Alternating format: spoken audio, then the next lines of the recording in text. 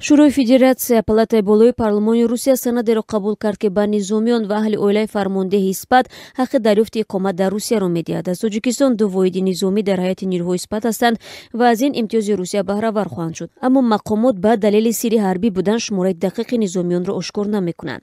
Владимир Зейниддинов, котиби матбуоти созмони паймони амнияти дастаҷамъи рӯзи 30 март дар суҳбат бо радиозуди гуфт, ин имтиёз ба низомиёни кишварҳои хориҷие ки дар ҳайати ин созмон кор мекунанд тааллуқ мегирад.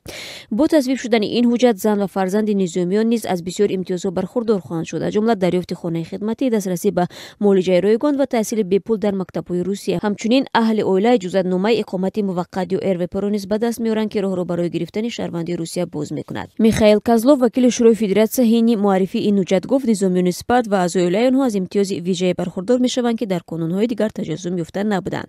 Зимнан ин танҳо сӯзишномае нест ки низомиёни тоҷикро аз имтиёзҳои Русия бархурдор мекунад. Миёни Тоҷикистон ва Русия сӯзишномае амал мекунад ки ба низомиёни Тоҷикистон ҳақ медиҳад ҳангоми рухсат шудан аз артиш ё мақомоти қудратӣ аз хазинаи Русияи Тоҷикистон барои худ нафақа дархост кунанд. Маҳдии Собир, афсари мустафӣ ва коршиноси масоили низомӣ мегӯяд, тасвиб шудани ин ҳуҷҷат барои низомиёни тоҷик имтиёзи иловагӣ медиҳад, чунки ҳоло ҳам миёни Тоҷикистон Русия сӯзишномае амал мекунад ки баъди адои хидмат ба низомиён ҳаққи интихоб медиҳад ки аз Тоҷикистон ва Русия нафақа бигиранд.